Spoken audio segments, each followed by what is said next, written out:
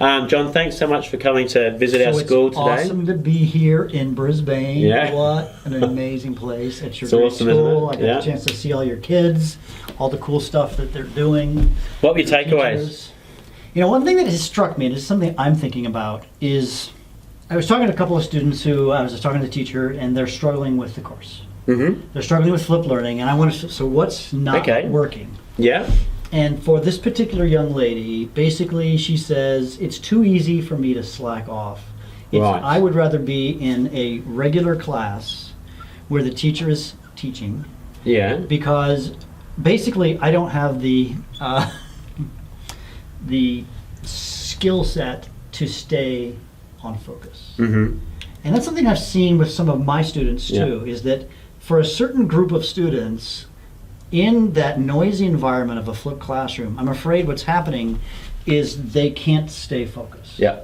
And I think this is something that we might need to think through and address in the flipped learning community, but I think it's something that's also indicative of what's going on, I would almost say culturally across the world, is that we now live in what I think is, and I'm going to talk about this in my keynote, the distraction world. Yeah. Lots of noise. And students can't not respond to their cell phone in today because they've got the notification, Snapchat pops up, and if something happens there, whoop, squirrel. I mean, there's that this, and I think that, and let's be honest, we do the same thing as adults. And I've been doing some thinking. This is actually kind of a focus of my keynote number 2. Is I think we need to. Long and short of it is that those who can focus win. Sure. In this day and age, if you are going to be one of those who's distracted by whatever, you're a loser. I mean, I don't want to say you are a loser. Yeah. Sorry. But you will lose in this culture. Exactly. Not just at school. It's talking about life. I'm thinking more life. I'm thinking just long-term life. Is those who can focus will be the ones who will win in the new economy, if you will. And those who can't won't. Now, so isn't that part of our responsibility as teachers to assist students to be able to self-regulate and work towards that? And I believe that's one of the big gifts that we can give to our students. And so this actually, though this was a difficulty for this young lady, I think that this is the feature of flipped learning. This is a positive because it's forcing them to do some self-regulation. But a gradual release. Then it's gradually. So I think maybe the issue, she was given too much freedom too fast, and she needed some more direction, more structure. Yeah. And honestly, that's coaching makes a difference. And ultimately we as teachers are our students' coaches. Absolutely, we are the expert pedagogues. We are the ones who know how to deliver the content, etc. So we're surely designing learning experience to assist the students to develop that. And one thing you said many years ago is that there's a continuum between a teacher-centered approach, where the teacher is the sage on the stage and delivering the content. Look, it is easy for the student to regulate their behaviour in that because they have to sit and listen. But how helpful is that for their learning? Down the road, that's not going to help this young lady if she just gets told what to do, when to do, and how to do it. So that's what kind of a job is just she tell me gonna what get? you want me to do. Exactly. She's going to have a low-level job. Well, unfortunately, the other jobs have been replaced by robots or by offshoring. Now, like total learner-centered, open inquiry, Montessori, go and play. We're not suggesting that either. It's in between. But I'd say for the girl that I just talked to this morning, she needs to start here, and I think she was released here and she's dying, and we need to take her from here to here. Now some of the students, I talked to another student, the same exact room, she's like totally successful, but when we dropped her right here, or maybe even over here, she's got the self-regulation skills. So I think we just need to be more intentional about teaching our students how to self-regulate. Definitely. And I've been thinking about this even in our own school back in the States. Is I almost feel like we need to have a course where we teach students how to self-regulate, executive functioning, and to focus on this. How do you live distraction less? I actually think that's free. You can't be distraction free. Sure. And where's the right place for building disciplines or strategies to learn when is the right time and when's not. And I'm actually thinking there's a benefit in like a handbook for a beginner's guide or a learner's guide to learning, I'd like students to understand a little bit of the theory about how we learn, like about cognitive load and about synaptic pruning and, why we forget things and why we remember things and why it's important not just to do well on the test, to be able to transfer that learning to new situations. Mm-hmm.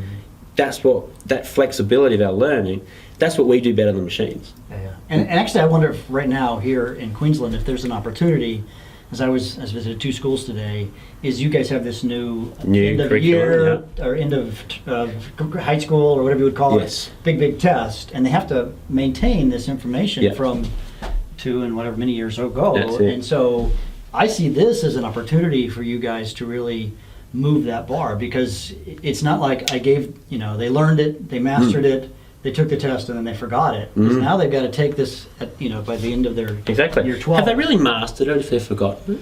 No, of course not. That's the trouble, isn't it?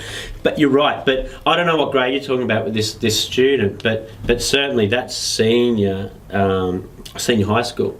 So hopefully we're hoping the students have more self-regulation. But mind you, we have to help them develop. I believe this was a year 9 student that I met. So she's not far from that. So she's got to learn. She's got to learn this self-regulation if she's going to succeed in the new world that we live in, where robots and AI and whatever is going to take the regular jobs place. Yeah, absolutely.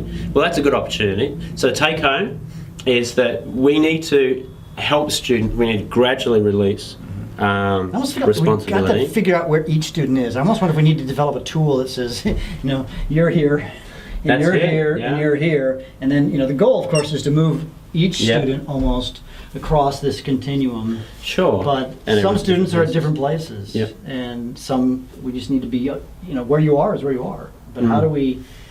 So I guess there's another way of differentiating that, and which is a massive challenge, because I don't know, how many students would you teach? 80, 90? Yeah. Having an individual learning plan for each one of them is exceptionally difficult.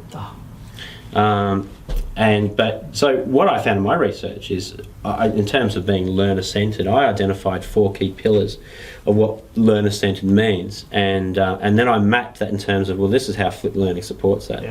Learner-centred means is 4 things: differentiated instruction, giving students choice and control of their learning, building relationships with students, and active learning. For me, in a nutshell, they're the things. Because I can walk to a lesson, I can be planning a lesson, and I can think about those 4 things. I can reflect on those things after a lesson. Say those 4 things again. All right. So we've got differentiated instruction. Yeah, differentiation. Okay. We've got student choice and control. Not just choice. Okay. Yeah. We have got building relationships with students, and we've got active learning. So, and you and I know that flipped learning can cover off on all of those really nicely. This is what it's good at. So it's learner-centered pedagogy, and it's powered by flipped learning. That's awesome. So learner-centered. So this is what you defined as a learner-centered environment is one that fosters high academic achievement in a supportive learning environment, where the learner is the centre of the room. It's focused on the learner and learning, not the teacher and teaching. Yeah. So the other thing, of course, that I've been looking at is the 2 sigma problem. And, as we know, mastery, or what Benjamin Bloom found was that mastery learning moves students along 1 standard deviation from a standard classroom, which is great. But one-to-one tutoring gives you a 2 standard deviation improvement. Now, flipped learning, covering these things, or learner-centered pedagogy, I think it allows us to do more of that, because the reason why one-to-one tutoring helps is because of building relationships. It's about differentiation, and it's about regular feedback and encouragement. Absolutely. However, if we look at self-regulation, I'm worried that a one-to-one tutorial is like a passive way of saying, tell me what I need to learn, and I'll learn it.